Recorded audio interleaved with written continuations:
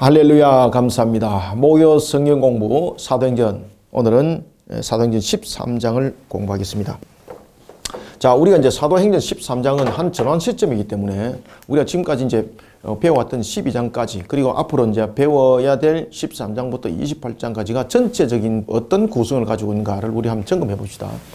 자, 사도행전 우리가 이제 1장부터 쭉 가는 데 있어서 전환 시점이 있습니다. 사도행전은 크게 세 막으로 이렇게 구성이 됩니다. 사도행전은 1장부터 7장까지, 그리고 8장부터 12장까지, 그리고 13장부터 28장까지의 큰 구성이 이루어집니다. 1장부터 7장까지의 가장 핵심은 뭔가 하면은 예루살렘 교회입니다. 예루살렘 교회의 태동입니다. 그리고 예루살렘 교회 확장입니다. 예루살렘 교회의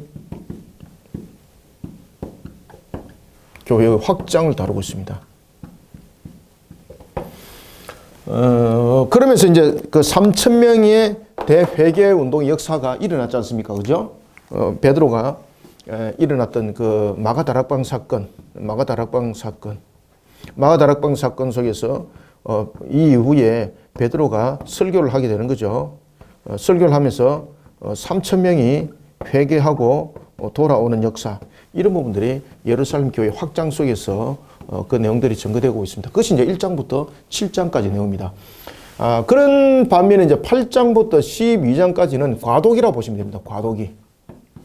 1장부터 7장까지가 태동과 성장기, 확장과 성장기라고 말한다면은 여기가 이제 태동에서부터 성장 하면서 이제 성장의 확장이죠. 그죠? 단계로 본다면은 8장부터 12장까지는 과도기라고 보시면 됩니다. 과도기. 이 이제 과도기 속에서 나타나는 것은 하나님의 말씀에 대한 사도행전 1장 8절의 말씀이죠. 주께서 말씀하시기를 너희들은 유대와 그리고 예루살렘과 그리고 유대와 어디입니까? 그렇죠. 사마리아와 그리고 땅끝이라는 이 네 사명을 주었습니다. 그럼에도 불구하고 그들은요, 여전히 예루살렘에 머물면서 누구만을 전도합니까? 그렇죠. 유대만을 그들은 전도하면서 이방 사역들을 이루지 않습니다. 사마리아를 갑니까? 땅끝을 갑니까? 가지 않습니다. 이런 부분에서 하나님께서 한 사람을 통해서, 이 과도기에 한 사람을 통해서 하나님의 말씀인 사도행전 1장 8절의 말씀, 이 말씀의 성취를 이루어갑니다. 그가 누구였습니까? 그렇죠. 바로 스데반 사건입니다. 이 스데반 사건이 이제 과도기 속에 접어들게 되는 겁니다. 이런 과도기 속에서는 이제 이방인 교회들의 문제, 이방인에 대한 선교적 측면이 이 속에서 이제 대두되고 있는 거죠. 과도기. 그리고 이제 13장에서는 우리가 오늘 이제 본문에서 이제 보겠는데, 13장은 이제 이방인 중심의 복음 전가되는 겁니다. 이방인 중심의 복음 전거가 전적으로 이제 시작됩니다. 이때에 1장에 대해서 1장부터 7장까지는 예루살렘 교회가 중심이 되었다면은 이제 13장에서 파송하는 것이 중심이 됩니다. 파송. 자, 파송하면서 나타나는 교회가 어디입니까? 바로 안디옥입니다. 자, 여기서 이제 13장부터 28장 속에서는 보면은 사도 바울이 등장하게 되는데, 이때 이제 사도 바울이 등장하게 되는 겁니다. 사도 바울은 그 이름이 사울로서 불러질 때가 있었고 바울로 불러질 수가 있었는데, 그가 사도되고 난 뒤에 그 이름이 바뀌어져서 바울입니다라고 이름을 가르치면 큰일 납니다. 원래 집에서 부를 때 그 이름이 두 개였죠. 그죠? 그 이름이 집에서 부를 때 바울이었고 사울이었습니다. 사울이라 부를 때는 이것은 히브리 식으로서 부를 때였고, 이 바울이라고 됐을 때는 이것은 로마에 등록된 이름이었습니다. 등록된 이름. 로마. 바울은 여러분들이 잘 아시는 것처럼 나면서부터 로마 시민권을 가졌다 그랬죠. 그죠? 나면서부터. 이게 뭐 잘 안 나오네. 나면서부터 뭐 로마 시민권을 그는 가졌다 그랬습니다. 그때에 로마 시민권으로 등록되어 있는 이름이 어떤 이름으로 등록됐을까요? 바울입니다. 바울. 그래서 집에서 부르는 이름은 사울이고 법적 등록은 바울입니다. 그러면서 이제 이름을 본격적으로 사울에서 바울로 등장하는 이유는 이제 이방인 중심의 복음 사역을 이루는 측면에서 로마 시민권의 이 부분들이 함께 이방인에 대한 부분들로서 이제 비춰져 나가는 그런 모습. 그래서 히브리라는 유대인들의 중심이 아니라 이방인들의 사도로서 이제 그 사명을 감당하는 측면에서 바울이라는 이름이 이제 집중적으로 조명되어집니다. 자, 그러면서 오늘 본문 속에서는 이러한 이방인의 중심 복음을 이루는 안디옥의 파송 과정을 이제 설명하게 되는 것입니다. 자, 이런 속에 오늘 본문은 그 1절부터 24절까지만 보겠습니다. 자, 1절부터 24절까지만 그 내용들을 우리가 보고 가도록 하겠습니다. 자, 그리고 또 하나는 우리가 이제 안디옥 교회와 예루살렘 교회를 비교를 딱 하셔야 됩니다. 교회 에클레시아, 그죠? 에클레시아. 밖에 있는 자들을 부르는 것이 교회 기능이죠. 그죠? 여기서 여러분들이 에클레시아라는 이 기능을 여러분들이 잘 파악을 하셔야 되는데, 우리가 예루살렘 교회와 그리고 안디옥 교회를 통해서 이 안디옥 교회죠. 그죠? 예루살렘과 안디옥 교회를 분석을 잘 해보시면요. 예루살렘과 안디옥 교회를 분석을 잘 해보시면은 교회가 항상 그 어떤 교회든 간에 우리는 교회는 십자가와 부활의 증인이잖아요. 교회 기능은 무엇입니까? 그렇죠. 예수 그리스도의 십자가와 그리고 부활을 우리는 증거해내야 되는 것이죠. 십자가는 무엇입니까? 죄사함이죠. 부활은 무엇입니까? 영생이죠. 이해되십니까, 이거? 이게 교회의 가장 중심의 기능입니다. 교회에 될 역할. 그러면은 교회가 주님의 십자가와 부활의 증인으로서 사명을 소홀히 하게 될 때는 내부적 문제, 다시 말하면은 교회가 우리가 지상의 교회는 완전한 교회가 아니잖아요. 그러다 보니까 내부에도 반드시 문제가 있습니다. 예루살렘 교회도 문제가 있었고 안디옥에도 문제가 있었고 다 모든 문제들은 교회마다 다 있습니다. 문제 없는 교회 없습니다, 여러분들. 그런데 교회의 기능을 바르게 살리면서 그 문제는 해결되어져야 됩니다. 교회가 내부적으로 문제가 생겼습니다. 내부적 문제가 생긴 이 문제들을 가지고 내부적으로서 이 문제들을 집중한다. 내부 문제만을 관심을 가진다. 그죠? 그러면은 지금 사도행전 1장부터 7장에 나타났던 이 예루살렘 교회 같은 이런 교회가 되는 겁니다. 주님으로부터 과도기 속에서 진짜 두들기 맞는 교회가 되는 겁니다. 교회가 내부적으로만 관심을 가지면 안 됩니다. 내부적으로만. 우리 교회는 성도들이 없어요. 그래서 일꾼이 없어서 우리가 하고 싶어도 못해요. 라고 말하면 그건 교회가 아닙니다. 교회는 한 사람이 있어도 교회는 교회 기능이 있어야 됩니다. 아시겠습니까? 그래서 교회는 항상 내부적으로 돌아보는 것은 늘 그냥 해야 되는 일입니다. 그러면 교회는 내부적으로만 돌아보는 것이 아니라 무엇을 함께 이루어야 되는가 하면요. 외부적 측면에서 항상 선교적 사역이 함께 곁들여져야 됩니다. 그래서 사도행전 1장 8절에 예루살렘 교회들 사도행전 1장 8절에서 주께서 명령하신 거지 않습니까? 따라서 교회는 내부적으로서만 관심을 쏟으면 안 됩니다. 내부적으로 관리해야 되는 것은 당연한 일입니다. 그러면 교회의 기능은 바로 무엇인가? 에클레시아에서 나타나는 것처럼 밖에 있는 자들을 불러 모으는 역할들을 하는 거지 않습니까? 그 기능이 십자가와 부활에 대해서 정인인데 교회가 십자가와 부활에 대해서 정인으로서 외적 사역들을 함께 감당하지 못한다면 하나님의 나라의 사역을 감당하기 위해서 확장을 위해서 세운 교회 기능을 잃어버리는 겁니다. 따라서 교회는 본질적 상명에 있어서 주님의 지상 명령을 지켜서 수행하는 것에 있습니다. 교회 기능은. 교회 기능은 어떤 기능이라고요? 주님께서 우리에게 주신 그 사명을 지켜서 준행하는 일에 우리의 교회의 기능이 있는 겁니다. 따라서 교회는 본질적으로 사명을 감당하는 일에 있어서 힘써야 됩니다. 그런데 이 사명을 감당하는 일에 있어서 우리 교회는 힘이 없어요. 사람 수가 적어요. 이래서 수도받잖아요. 그러면요. 그 교회는 더 어려워집니다. 더 어려워집니다. 주께서 주신 명령을 사명을 감당하다 보면은 교회는 본질적 측면에서 힘을 다시 회복받는 성령께서 회복시키게 하는 그 기능을 밖에서 만들어가는 겁니다. 그래서 우리가 우리가 교회에 힘이 없어요. 우리는 재정이 없어요. 이래서 모든 것을 멈춰버리면요. 죄송합니다만은 그 교회는 더욱더 힘을 잃어버립니다. 왜 그런가 하면은 그런 교회는 어떤 것들을 많이 주더라도 늘 그런 속에 원인을 가지고 늘 안주하는 것이거든요. 늘 또 부족함을 또 이야기를 하게 되고 우리는 이 땅에 살아가면서 모든 것은 완전한 수가 채워질 수 없고 충만함이 채워질 수 없는 것이거든요. 그러면 우리는 늘 부족한 상태에서 우리는 있는 존재지만은 달려감으로써 주께서 모든 것을 이루어주시고 주께서 만들어주시고 이런 충만한 역사가 나타나는 거예요. 신앙도 마찬가지예요. 제가 신앙이 분량이 안 돼서 다음에 제가 신앙이 성장하면 하겠습니다. 라고 말하는 사람들은 신앙 성장하지 않습니다. 그 사람들은 신앙 성장을 해도 가지고 있는 역할들은 똑같습니다. 제가 이제 늘 강조하는 가운데서 하나가 뭔가 무엇이 신앙인가?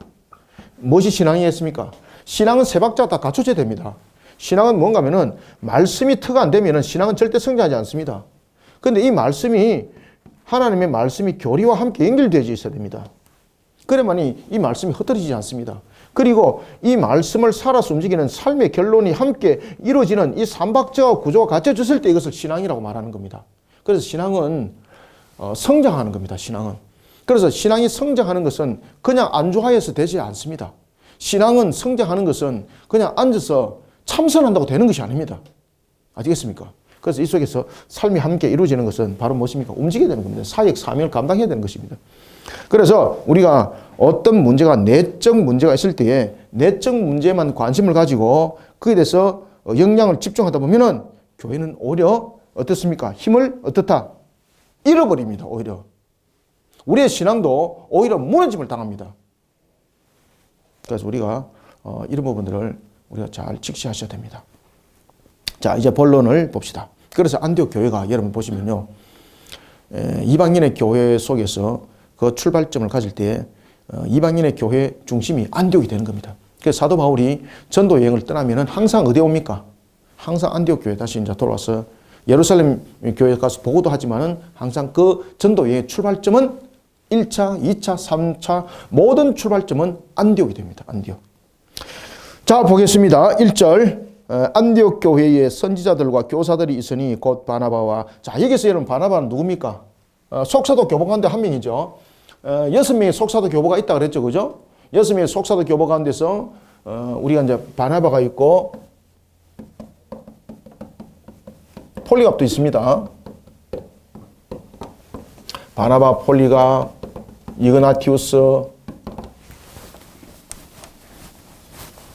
이런 부분들이 6명의 부분들인데 그리고 이제 그 헐마우스 이런 부분들이 6명의 속사도 교부들입니다. 속사도 교부. 속사도 교부. 그리고 이제 그 당시 이제 로마 교회가 있었거든요. 그래서 로마에 세운 그 교회 속에서 또한 그 사명들을 함께 감당했던 사역자들이 있습니다. 이런 그 속사도 교부 6명의 속사도 교부 가운데서 바나바가 그 당시에 굉장히 중심적 역할을 했던 속사도 교부입니다. 오늘 우리가 이제 본문에 보면 이러한 이제 그 바나바, 그 다음에 니게르라 하는 시몬과 구레네 사람 루교와 분봉왕 헤롯의 첫 동생 마네엔과 및 사울이라. 자, 여기서 여러분들, 분봉왕 헤롯의 첫 동생 있네? 여기서, 그 당시에 이제 귀족들이라든지 왕족들은 보면은, 키우는 유모들이 있었죠. 그죠? 여기서 이제 헤롯의 첫 동생 마네엔이라는 것은 누군가 하면은, 마네엔의 어머니가 헤롯을 키웠던 유모입니다. 유모. 그래서 첫 동생이라고 말하는 겁니다. 아시겠죠? 그죠? 그래서 거기에 이제 사울까지 이렇게 이제 함께 세워지는 것을 우리가 볼 수가 있습니다. 그래서 여기서 이제 중심 인물이 보면은 5명이 등장하죠. 바나바, 니게르, 그 다음에 시므온, 구레네 사람, 루기오, 분방왕, 헤롯의 동생 누굽니까? 마네인, 그리고 사울. 네, 6명이네, 그죠? 바나바, 니게르라, 5명 맞습니다. 바나바, 그 다음에 시므온, 그 다음에 루기오와 그 다음에 마네엔, 그 다음에 5번째 사울, 5명. 이 5명이 안디옥 교회의 굉장히 중요한 중심 인물들이었습니다. 자, 이 가운데서 이제 두 명이 이제 구별됩니다. 선교사로서의 파송의 적합자가 누구인가? 특히 이제 우리가 이제 속사도 교부를 연구를 할 때 보면은 바나바는 나중에 이제 뒤에 이제 등장합니다. 근데 사실은 속사도 교부 가운데서 가장 그 당시에 영향력을 많이 끼쳤던 것은 사실 바나바였거든요. 그런데 이제 신학적 부분에서 조명과 바나바 서신도 있습니다. 그러나 이제 바나바 서신이나 이런 부분들은 이제 신학적 부분에서는 크게 조명이 되질 않아요. 그래서 신학적 부분에서 가장 조명이 되는 것은 첫 번째 출발은 이제 방금 제가 앞에서 이제 적었던 것처럼 로마의 클레멘스가 이 속에 이제 그 첫 번째로 이제 등장합니다. 그 다음에 이제 이그나티우스, 그 다음에 폴리가,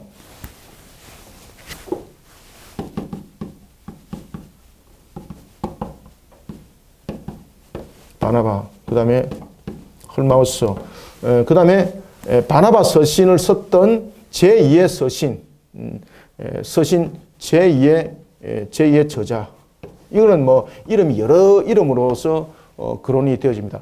이런 이제 속사도 교부들이 있었던 그 6명의 이 형태. 이 속에서 바나바는 굉장히 이 하나의 사람들한테 인격적으로 존경을 받았습니다. 바나바가. 아시겠습니까? 이 인물들 가운데서 누가 제일 부자겠습니까? 바나바가 제일 부자입니다. 바나바가. 바나바는 굉장히 어떤 측면에서 온유하고 그리고 또 품는 성격 이런 성격입니다. 그리고 집안 자체가 부유했습니다. 이 6명의 하나, 둘, 셋, 넷, 다섯, 6명의 이 속사도 교부 가운데서 가장 영향력이 그 당시에 이제 속사도 교부들만이 등장할 때는 이제 신학적 부분에서는 그것이 나눠집니다만은 이런 전도 사역 속에서는 가장 영향력이 있던 사람 누굽니까? 바나바였습니다. 바나바. 굉장히 그 인품이란 이런 부분들이 사람들에게 인정을 받았던 그런 사람이었습니다. 자, 이런 바나바가 함께 동력을 이뤘던 사람이 있는데 그가 누구였습니까? 바로 사울이라고 했던 누굽니까? 바울입니다. 바울. 자, 2절 주를 섬겨 금식할 때에 성령이 이르시되 내가 불러 시키는 일을 위하여 누구? 바나바와 사울을 따로 세우라 하시니. 그죠? 바나바와 사울을 따로 세우라 하시니. 이에 금식하며 기도하고 두 사람에게 안수하여 보내니라. 자, 선교지를 파송함에 있어서 가장 교회가 제일 먼저 고려해야 될 것이 무엇입니까? 성령 하나님께 뜻을 묻는 겁니다. 사람으로서 선택하는 거 아닙니다. 오늘 본문에 보면 5명이 등장하죠. 그죠? 5명이 등장할 때에 자, 여러분 보십시오. 특히 정치적 부분에서 가장 영향력을 끼칠 수 있는 사람은 누굽니까? 마네인입니다. 그러면은 사람의 눈으로 볼 때에 사울을 보내야 될까요? 마네인을 보내야 될까요? 마네인입니다. 마네인. 루교도 마찬가지입니다. 그 당시에 영향력은 사울이 지금 제일 돼 있잖아요. 이 지금 5명이 소개되고 있는 것 가운데서 사울이 제일 영향력이 작습니다. 바나바는 이미 인정받은 사람이었거든요. 누구든지. 네? 아시겠습니까? 그런데 하나님께서 바나바와 사울을 따로 세우라 그래요. 지금 이 사람의 선택이 아닙니다. 사람의 선택으로 만약에 선교사를 세웠다면 바나바는 등장을 했을 것이고, 그죠? 그 다음에는 인물이 누가 등장하겠습니까? 그렇죠. 정치적 측면의 영향을 보면은 마네인입니다. 마네인. 그죠? 그런가 하면은 또한 바나바가 먼저 등장했고, 그 다음에 두 번째 등장한 이름이 누굽니까? 니게르라 하는 시몬. 그죠? 그러면 순서로 보면은 만약에 사람의 인정함으로 보면은 누구가 가야 되는 겁니까? 바나바와 시몬이죠. 그런가 하면 또한 정치적 측면이란 이런 것들로 보면은 바나바와 마네인이죠. 그런데 바나바와 사울입니다. 이것은 사람의 선택이 아닙니다. 그래서 우리는 선교시의 파송함에 있어서 선교 사역에 있어서 제일 먼저 고려해야 될 것은 무엇입니까? 성령 하나님께 뜻을 구하라는 것입니다. 성령 하나님께. 이게 핵심입니다. 그래서 사실 바나바는 첫 번째 이름이 등장했던 것처럼 모든 사람들로부터 인정을 받았던 사람이었죠. 그죠? 근데 사울은 그가 바나바가 불렀지만은 여전히 사람들로부터 크게 인정은 받지 못했습니다. 그러면 순서로 보면은 분명히 파송을 한다면은 바나바와 시몬이 가든지 또는 바나바와 루교가 가든지 아니면 정책 측면에서 가장 영향력이 있었던 바나바와 마네인이 제일 적격자였습니다. 그런데 하나님께서는 사울이에요, 사울. 그러니까 사람의 생각을 넘어서 버리는 거예요. 자, 4절 두 사람이 무엇을 보냄을 받아? 그래서 사도행전은 우리가 무슨 행정이라 그럽니까? 그렇죠. 성령 행전이라고 그러잖아요. 성령 행전. 두 사람이 성령의 보내심을 받아 실루기아에 내려가 거기서 배를 타고 어디로 갑니까? 자, 구브로가 이제 섬이었거든요. 구브로는 섬이었습니다. 그런데 구브로가 큰 섬입니다. 큰 섬. 그리고 이제 구브로가 섬인데 여러 중심적인 도시들이 있습니다. 그 가운데서 살람이라는 도시가 가장 영향력 있는 그런 하나의 지역이었습니다. 그들이 구브로에 가서 살라미에 이르러, 그래서 이 구브로라는 이 섬에서 가장 번화가가 어디였겠습니까? 가장 번화가가 살라미입니다. 살라미에 이르러 하나님의 말씀을 유대인이 여러 회당에서 전할세 요한을 수행원으로 두었더라. 그들이 왜 회당으로 갔을까요? 이 회당이라는 것은 그 당시에 이제 예루살렘 예루살렘 성전이 세워지고 예루살렘 성전을 바라보면서 그러한 믿음을 가진 자들이 모였던 하나의 집합체들이 하나의 회당의 성격을 가지고 있습니다. 그래서 회당의 출발점들은 어떤 사람들은 그것을 하나의 여러 측면에서 두기보다는 그 바벨론의 포로 상태로 흩어져 있던 그러한 상태 속에서 생겨났던 하나의 형틀이다라고 이렇게 보는 사람들도 있습니다. 그래서 어떤 사람들은 우리가 이제 그 14절에서 보면은 그 안식일 날 그 회당에 들어가서 이 내용들을 전하는 것을 우리가 볼 수가 있는 거죠. 그래서 어떤 사람들은 이 회당을 두 가지로 보는데 예루살렘 성전이 있었고 그리고 예루살렘으로 멀리 가지 못하는 이런 그 구브로라든지 이런 섬, 이런 떨어진 속에서는 항상 그런 첫 번째 기능을 가지고 있었다. 두 번째는 디아스포라로 보는 겁니다. 디아스포라. 이 디아스포라는 바벨론 포로기 때 생겨났다. 이렇게 이제 보는 겁니다. 예루살렘으로 돌아갈 수 없는 거지 않습니까? 그러면서 모였던 이 디아스포라가 이 회당의 성격을 가지게 됐다라고 말합니다만은 그것은 정확하지는 않습니다. 그래서 이런 멀리 떨어져 있는 사람들이 6월절이란지 이런 곳에서는 예루살렘으로 향했지만 그러지 않는 상태 속에서는 자신들이 늘 모여있는 하나의 형태들이 구축이 되는데 그것이 점점 하나의 구축을 하여서 기능을 하게 되는 겁니다. 그래서 회당이라는 기능이 만들어졌다라고 볼 수도 있습니다. 그래서 두 가지를 다 무시할 수는 없습니다. 왜냐하면 디아스포라를 통해서 이런 회당의 형태들이 외지에서 나타난 것은 분명히 맞거든요. 근데 그 전에 회당과 같은 비슷한 기능들이 나타나고 있는 것들이 있었습니다. 그러면서 이제 회당이라는 것이 하나의 제도화가 된 겁니다.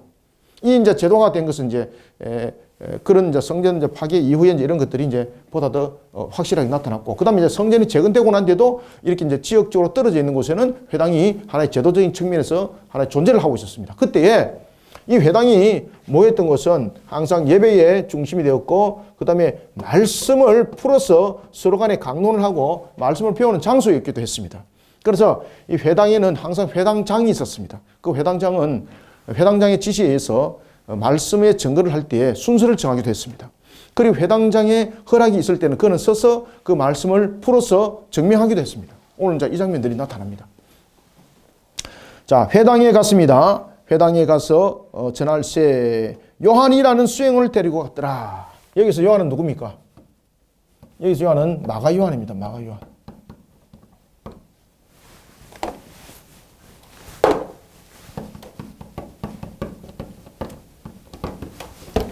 마가 요한입니다.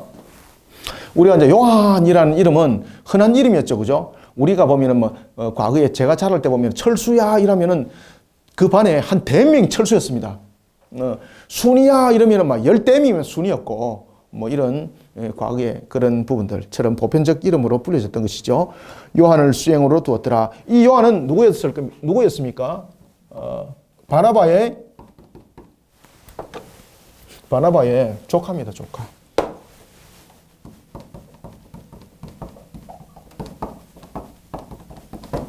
그러면은 바나바는 요한의 누굽니까? 외삼촌.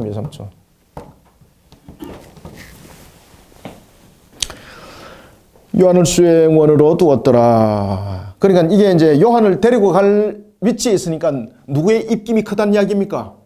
바나바 그만큼 입김이 큰 겁니다. 그래서 바나바 이름이 제일 먼저 등장했죠. 사울의 이름을 몇 번째 등장했습니까? 5명 가운데 5번째 등장해. 5번째. 6절 온 섬 가운데로 지나서 바보에 이르러 바 예수라 하는, 자, 여기서 이제 바라는 것은 뭔가 하면 아들을 말합니다. 바. 예수라는 것은 여호수아에 대한 부분들을 우리가 여호수아 구원하시다, 구원자, 이것을 예수라 그러죠. 그래서 이제 바 예수는 합성어입니다. 이게 바라는 것은 아들이라는 뜻이에요. 아들. 바는 그냥 참고사입니다. 여기서 이제 바 예수라는데 바는 합성어입니다. 아들이라는 뜻입니다. 이게 예수는 이제 우리가 구세주 구원자라는 이름이 있는데 이 예수는 여호수아, 우리가 구약에서는 여호수아라는 이름이 예수로 쓰이죠. 그죠? 그래서 바 예수는 이 두 개 합성어입니다. 이 합성어. 바 예수라는 유대인 거짓 선지자 마술사를 만나니, 자, 그 당시에 이제 마술사라는 것은 우리가 뭐 말하는 그런 마술사가 아니고요. 실제로 이 마술사는 영향력을 끼치는 종교 행위를 하는 자였습니다. 심지어 이제 이 마술사들이 이제 주로 사용했던 것이 뭔가 하면은 강령술, 그죠? 심령을 통해서 강령술, 그 다음에 이제 신비적 종교를 지향하는 것을 마술사라 그랬습니다. 신비주의자. 그래서 이들이 강령술을 막 쓰고 그랬습니다. 그래서 이제 사람들의 마음을 미혹시키면서 돈을 뜯어내는 그런 종교 행위를 하는 자들이었습니다. 종교 행위자. 그래서 이 마술사들은 종교 행위자입니다. 종교 행위자. 우리가 이제 생각하는 처럼 뭐 비둘기 놓고 이런 거 아닙니다. 특히 이제 이 당시 이제 마술사라고 나왔던 이들은요, 특히 여러분들 하늘에 대한 천체에 관해서 굉장히 해박했습니다. 그들은. 그런 천체를 가지고 사람들에게 점도 치고 뭐 이런 것도 막 했었거든요. 그것을 마술사라고 말하는 거예요. 그래서 마술사는 우리가 말하는 뭐 비둘기 놓고 이런 것 아닙니다. 뭐 갑자기 꽃 놓고 이런 것이 아니에요. 여기서 마술사라는 것은 신비주의라고서 강령술이라는 것을 통해서 사람의 심령을 빼들면서 종교 행위를 하고 그것을 통해서 자신들의 재물을 모으는 그런 사람이었습니다. 그런데 이 마술사들이 굉장히 영향력을 많이 끼쳤습니다. 그 사회에. 심지어 오늘 본문에 보면은 총독에게도 영향력을 끼칩니다. 자, 여기서 이제 우리가 첫 번째 이제 등장하는 인물이 있는데 그가 누군가 하면은 바로 사도행전에서 바울이 사역을 하면서 그가 사도로서의 그 자리매김을 할 때에 첫 번째 전도를 통해서 그의 사도에 대한 권한과 권능을 나타냈던 대표적인 한 사건이 바로 로마 총독 서기오 바울을 전도한 겁니다.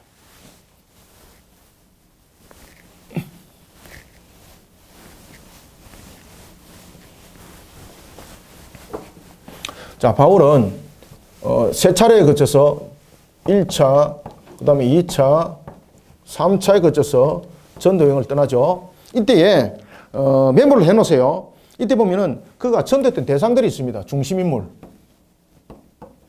중심적으로 사역을 이뤘던 중심 대상이 있습니다. 첫 번째 그가 이방인들의 가장 중심 인물을 전도했던 인물이 누굽니까? 1차 전도 때. 오늘 본문에 나타나고 있는 사도행전 13장 6절 이하에 나타나죠. 바로 로마 총독 서기오 바울입니다. 총독 서기오 바울입니다. 서기오 바울이고, 그 다음에 또 이제 그 14장에 우리가 이제 그 다음에 이제 보겠는데, 첫 번째는 총독 서기오 바울이었고, 두 번째는 그 사도 바울이 자신의 이제 사도권을 정리하는 또 중요한 사건이 있는데, 그것은 바로 뭐냐면 루스드라의 안전뱅이를 회복시킵니다. 루스드라.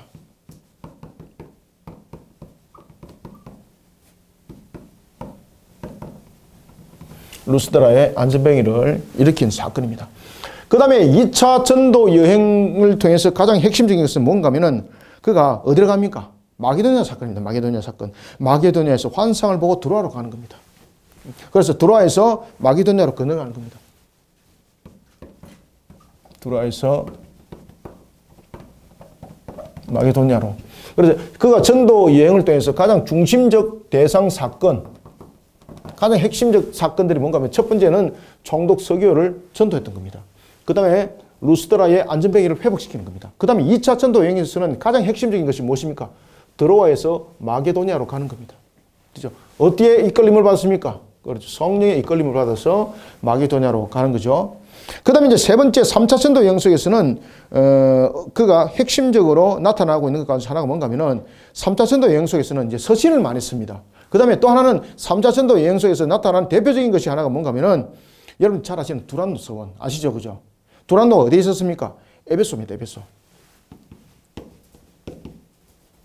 에베소에 있는 두란노 서원에서 이가 여기서 사역을 몇 년 하나요? 여기서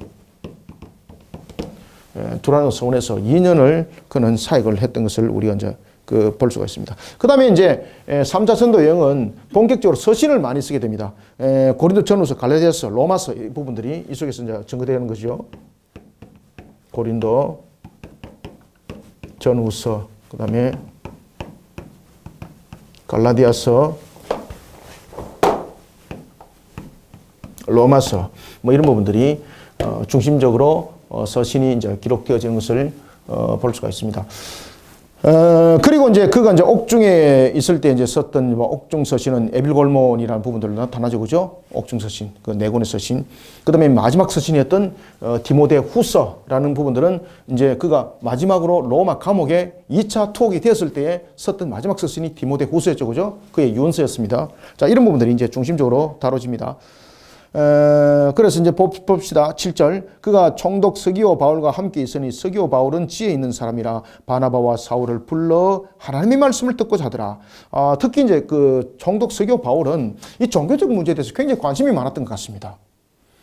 그런 측면에서 그가 항상 보호자의 역할들을 했던 사람이 있는데 그가 누구였습니까?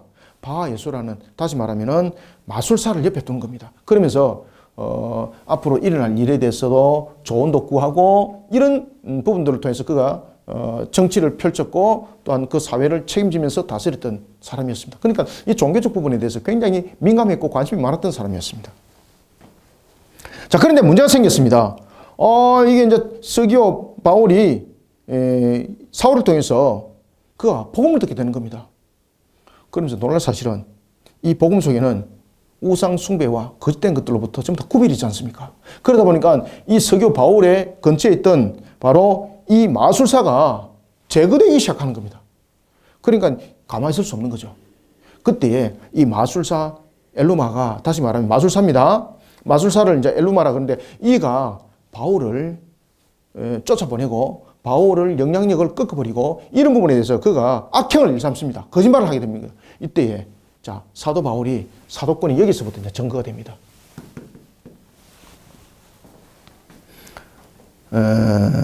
8절. 이 마술사 엘루마는 이 이름을 번역하면 마술사라 그들을 대적하여 총독으로 믿지 못하게 힘쓰니. 왜 힘쓰겠습니까? 결국은 총독이 복음을 받아들임으로 인해서 그동안 자신에게 누렸던 그 권세와 돈줄이 끊어져 버리게 된 거죠.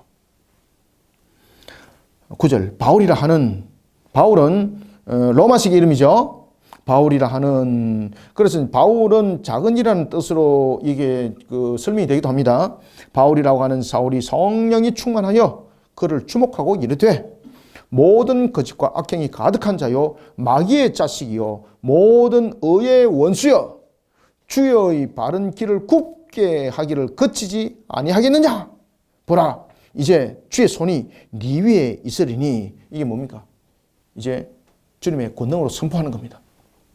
네 위에 있으니 네가 맹인이 되어 얼마 동안 해를 보지 못하리라 하니 즉시 안개와 어둠이 그를 덮어 인도할 사람을 두루 구하는지라. 아멘. 자, 여러분들 왜 그가 맹인이 되겠을까요? 앞에 제가 이미 답을 줬습니다. 왜 그가 맹인이 되겠을까요? 이 속에서 마술사의 주의 기능들이 보면은 태양이라든지 별과 구름 이런 천체를 통해서 그 변화를 통해서 그가 미래를 바라보고 또한 그런 식으로 이제 미래를 바라보는 것처럼 사람들을 속이고 이렇게 이제 그 점성술을 또한 사용을 했습니다. 그래서 그가 사용했던 마술에 대한 신비적 경향들의 주로 내용들을 이 강령술을 통해서도 나타냈지만은 일반 사람들한테 해석하기 제일 좋은 것이 여러분 천체를 가지고 그냥 해석하는 거잖아요. 그죠? 증거도 없이 막 해석하는 거 아니겠습니까? 그러면서 강령술을 함께 썼습니다. 그러면 얼마나 사람들에게 와닿겠습니까? 그래서 천체계에서 굉장히 밝았습니다. 그러니 그의 기능을 완전히 꺾어버리는 겁니다. 맹인이 되게 한 것은 그가 지금까지 바라봤던 태양, 별과 구름 이런 전체의 변화를 관찰할 수 없도록, 다시 말하면은 사람을 더 이상 속일 수 없도록 그의 시력을 하나님께서 걷어버린 거예요. 12절 이에 총독이 깜짝 놀랍니다. 12절 이에 총독이 그렇게 된 것을 보고 믿으며 주의 가르치심을 놀랍게 여기니라. 자, 이러면서 이제 바울이 등장하게 되는 겁니다. 본격적으로. 이 속에서는 바나바가 아니잖아요.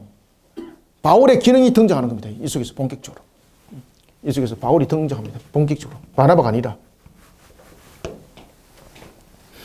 그러면서 이들이 바보에서 배를 타고 갑니다. 그런데 여기서 어떤 일인지 요한이 떠나버립니다. 자, 13절. 바나바와 및 동행하는 사람들이 바보에서 배 타고 밤빌리아에 있는 버가에 이르니 요한은 그들에게서 떠나 예루살렘으로 돌아가고. 자, 여기서 이제 문제가 생긴 거죠. 그래서 우리가 이제 복음의 전도 사역을 하고 어떤 일들을 감당할 때에 원래 자신이 생각했던 대로 잘 맞지 않습니다. 전도 사역은. 가는 곳마다 정말로 고난의 역사가 있고 정말로 비단 깔린 길은 전혀 없습니다. 요한은 나면서부터 곱게 자라났던 모습도 있었고 그 다음에 가진 자들 속에서 나타나는 그런 연약성도 함께 있는 거죠. 그죠? 그러다 보니까 환경이 부딪히다 보니까 극복을 하지 못하는 겁니다. 그러니까 그가 떠나버리는 겁니다. 포기해버리는 거죠. 이것을 바울은 배신으로 얘기합니다. 배신으로. 막 마음이 무너지는 거예요.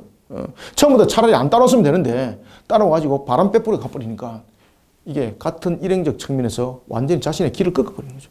그래서 바울은 그를요 배반자로 보는 겁니다. 그래서 2차 전도 여행을 떠날 때 바나바가 자신의 조카를 여전히 데리고 가려고 그러는데 바울이 강력하게 반대를 하게 되는 거죠. 이때에 바나바와 바울이 최초로 다툼이 일어나고 이 속에서 갈라지면서 바나바는 여전히 자신의 조카 마가를 데리고 떠나고 그리고 바울은 누구와 함께 떠납니까? 실라와 함께 떠나게 되는 그런 2차 전도 여행의 갈림이 나타나게 되는 겁니다. 봅시다. 바울과 및 동행하는 사람들이 바보에서 배 타고 밤빌리아에 있는 버가에 이르니 요한은 그들에게서 떠나 예루살렘으로 돌아가고 고생길이 힘들었던 거죠. 견딜 수 없었던 거죠. 그래서 사도 바울은 사도행전 15장 38절에 보면은 사도행전 15장 38절에 보면은 이것을 배반 행위로 보는 겁니다. 배반 행위로. 14절 그들은 버가에서 더 나아가 비스디아, 안디옥. 여기서 이제 안디옥이라는 것은 두 지역이 안디옥이 있었습니다. 비스디아 안디옥에 이르니 안식일에 회당에 들어가 앉으니라. 자, 여기서 이제 이 회당은 일종의 이제 어떤 식의 이제 성격을 가지고 있는가 하면은 자, 여러분 보십시오. 앞에 보면은 그 살라미의 회당이 있죠. 그죠? 살라미의 회당은 앞에 제가 말했던 그 처음부터 생겨났던 그 기능을 하고 있는 회당이라고 보시면 됩니다. 살라미는 이것은 살라미에 이르러 유대인들에게 여러 회당에 가르칠세라는 부분들은 처음부터 이렇게 이제 그 기능들 이 섬에서 여러분 늘 갈 수는 없는 거지 않습니까? 그래서 그들이 모여있을 주는 형태들이 만들어져서 나중에 점점 이것이 회당이라는 것으로서 만들어졌고요. 그 다음에 오늘 이제 본문에 나타나오는 밤빌리아를 떠나서라고 이제 내용을 하고 있고, 그 다음에 비시디아 안디옥에 이르러서라고 말합니다. 비시디아 안디옥. 이거는 뭔가 디아스포라 형성을 가지고 있습니다. 이것은 디아스포라입니다. 비시디아 안디옥.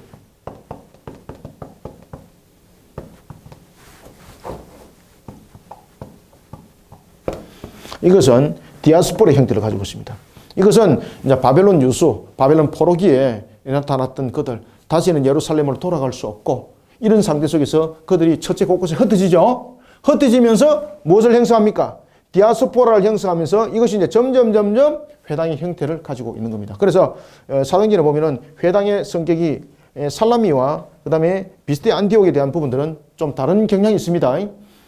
살라미는 원래 처음부터 이제 기능적 측면에서 모였던 것이고 이것이 이제 점점 변해서 회당의 성격을 가졌고 그 다음에 비스데 안디옥은 디아스포라입니다. 디아스포라가 회당의 성격을 가지는 이런 부분들. 그래서 어떤 한 부분만 가지고 회당의 부분들이 이렇게 됐습니다라고 말하면은 맞지 않습니다. 아시겠죠? 그죠? 자, 근거를 가지고 다 이야기를 하는 겁니다. 그들이 버가에서 더 나아가 비스디아 안디옥에 이르러 안식일에 회당에 들어가 앉으니라. 15절. 율법과 선지자의 글을 읽은 후에 선지자의 이 글을 읽은 후에 회당장들이 사람을 보내어 물어 이르되 형제들아 만일 백성을 권할 말이 있거든 말하라 하니 16절 바울이 일어나. 자, 그 당시 이제 회당장의 역할들은 뭔가 하면은 이런 회당의 질서를 잡는 겁니다. 회당의 질서를 잡고 회당장이 지명하는 사람들, 그들이 설교할 수 있었고, 그 다음에 말씀을 풀어서 가르칠 수가 있었습니다. 아시겠죠? 그죠? 아무나 그냥 막 가지고 막 떠들고 이런 것이 아닙니다. 그래서 회당장이 하나의 질서를 잡는 데 있어서 총책임자였습니다.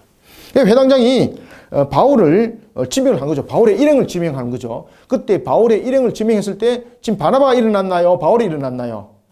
그렇죠.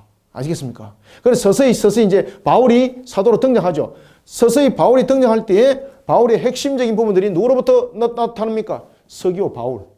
서기오 바울의 옆에 있었던 또 마술사에 대한 부분들을 기도를 통해서 하나님의 뜻을 가리지 못하도록 하나님의 일들의 역행을 하지 못하도록 그를 완전히 그냥 눈을 맹인으로 만들어버린 역사. 바나바로부터 나타난 것이 아니라 바울로부터 나타났죠. 그죠? 이러면서 이제 바울이 본격적으로 등장하는 겁니다. 이 속에서 또한 회당에서 말씀을 전할 때도 분명히 바나바가 나타나야 되는데 바나바 아니라 바울이 등장하게 되는 것이죠. 율법적 측면에서 보면은 바나바보다는 바울이 거기에 대해서 능통한 자죠. 그래서 바울이 일어난 겁니다. 16절 바울이 일어나 손짓하여 말하되 이스라엘 사람들과 및 하나님을 경외하는 사람들아 들으라.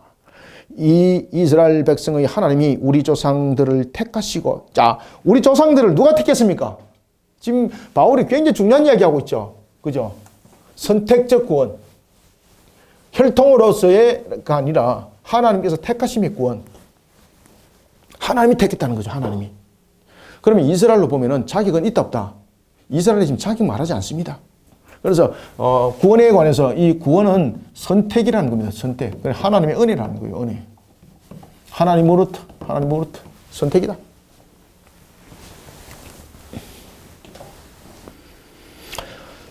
(17절) 이 이스라엘 백성의 하나님이 우리 조상을 택하시고 애굽 땅에서 나그네 된 그 백성을 높여 큰 권능으로 인도하여 내사. 18절 광야에서 몇 년입니까? 자, 잘 보세요. 분명히 광야에서 40년은 무엇을 말하고 있습니까? 광야에서 40년은 이거는 징벌이죠. 징벌. 이 자랑할 역사 아니죠? 그죠? 광야에서 40년간 그들의 소행을 참으시고 하나님께서 참으셨다는 거죠. 그러니까 그들이 혈통적 측면에서 구원의 조건, 자랑할 수 있는 것 있다 없다? 아무것도 없다. 굉장히 중요한 얘기를 지금 하고 있습니다. 그래서 구원은 선택적 측면에서 하나님의 은혜로 말미암은 것이지 우리가 구원에 관해서 유대인이기 때문에 혈통적 측면에서 자랑할 거 아무것도 없다. 그런데 여전히 유대인들은 자신들의 선민 사상을 가지고 자신들이 많이 구원을 말하고 있는데 사도 바울이 아니다는 것을 여기서 딱 일침을 가하면서 지금 나가는 겁니다. 그때 19절 가나안 땅 7족속을 멸하사. 그래서 가나안 족속의 7족속은 우리가 이제 모세 오경서에서도 우리가 공부했죠. 그죠? 가나안 족속은 7족속만 있는 것 아닙니다. 여기서 7족속은 가나안의 그 당시에 주류를 이뤘던 대표 족속입니다. 대표 족속. 7족속을 멸하사 그 땅을 기업으로 주시기까지 몇 년? 자, 분명히 450년이 뭔가? 이 속에서 여러분 사도 바울이 말씀이 얼만큼 능통한가를 여러분 아셔야 됩니다. 그가 모세오경을 완전히 그냥 달달 그냥 외웠던 사람이라는 것을 또한 아셔야 됩니다. 그리고 이 당시 회당에 있는 사람들도 이렇게 말하면은 알아듣는다는 거예요.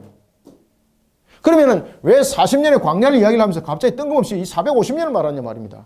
이 450년 속에서는 무엇을 말하고 있겠습니까? 그들이 가나안 땅에서 정착하기까지의 역사. 자, 그들이 애굽의 종살이가 몇 년입니까? 애굽의 종살이가 400년이죠. 자, 그 다음에 광야의 시간을 얼마를 보냈습니까? 40년이죠. 지금 10년이 남죠. 그럼 이 10년은 과연 무엇인가? 바로 요단강을 건넌 후에 그들의 땅을 분배하기까지입니다. 요단강을 건너서 땅을 분배하기까지. 이거 화면 보입니까? 요단강을 건너서 땅을 기업을 분배를 하기까지가 몇 년 걸렸습니까? 그래서 10년. 그래서 지금 사도 바울이 이 세 가지 이야기 다 하는 겁니다, 지금. 그 회당에 있는 사람들 이것을 알아듣는다, 못 알아듣는다? 다 알아듣는 겁니다. 다 알아듣는 겁니다. 그래서 450년은 이렇게 풀이가 되는 겁니다. 450년간이라 그 후에 선자 사울 때에 사사를 주셨더니 그 후에 그들이 왕을 구하거늘. 자, 이때 이제 역사가 이제 어떻게 되는 겁니까? 이스라엘 역사, 왕정 역사가 이제 일어나는 겁니다.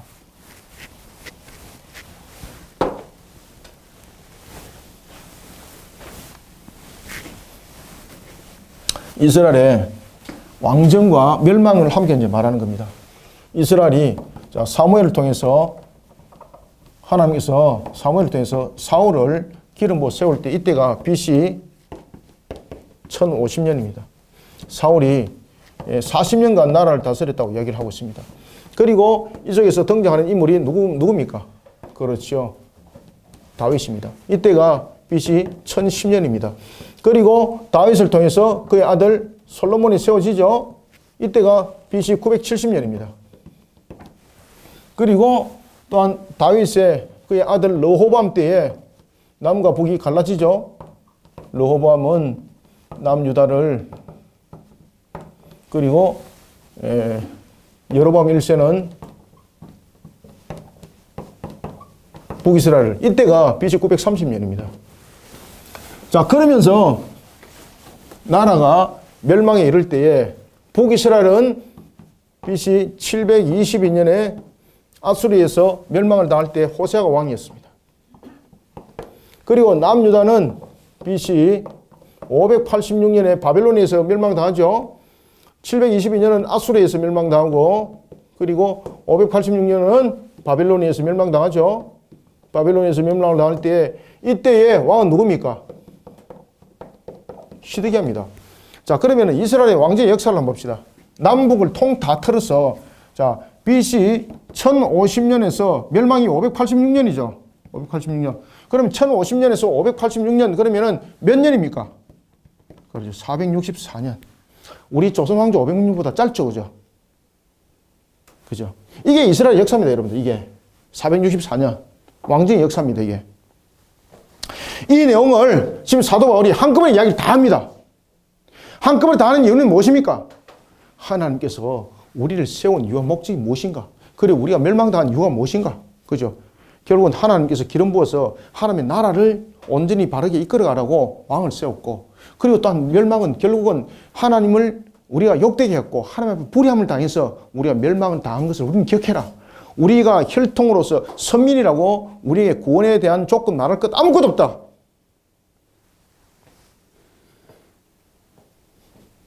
(21절) 그 후에 그들이 왕을 구하거늘 하나님이 베냐민 지파 사람 기스 사람, 그죠? 사울이 어느 지파입니까? 베냐민 지파죠.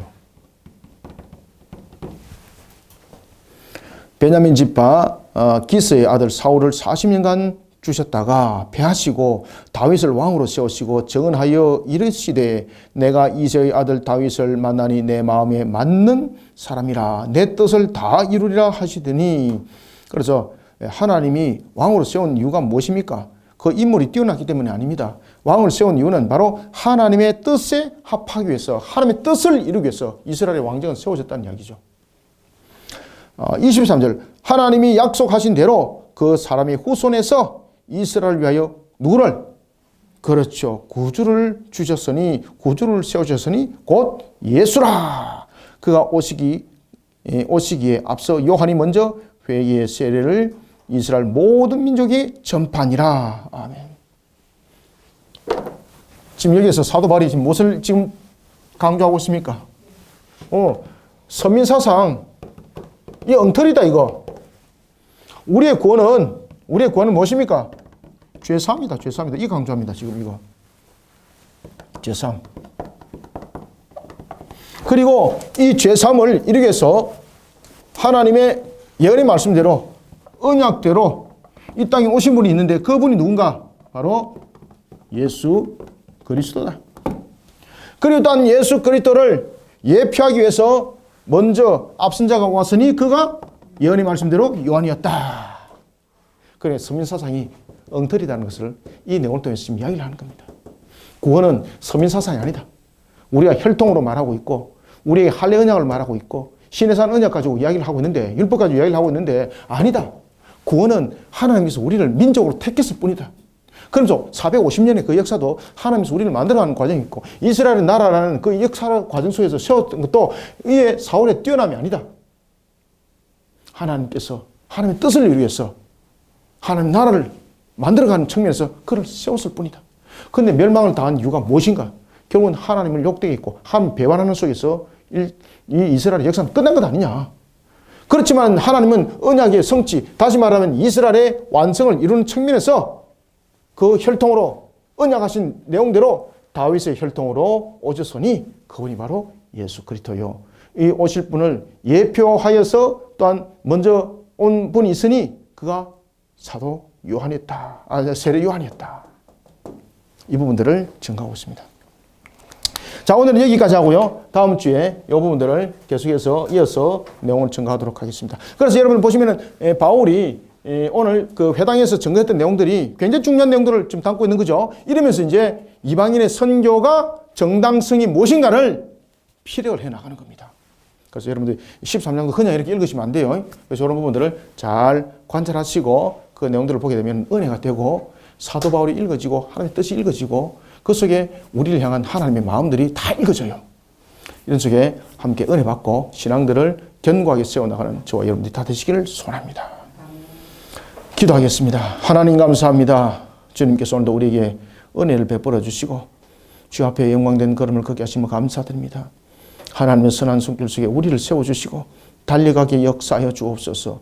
주께서 펼쳐주는 모든 장면들, 오늘도 하나님이 주신 말씀들 우리에게 은혜의 꼴의 양식이 되게 하여 주시고 주의 뜻을 힘있게 세워나가는 우리 그리심교회 사역들 또한 우리 성도들의 모든 삶을 여정을 통해서 나타내는 정인의 길들 하나님의 장막을 그리고 또한 주님의 뜻을 힘있게 펼쳐나가는 역사가 되게 하여 주옵소서.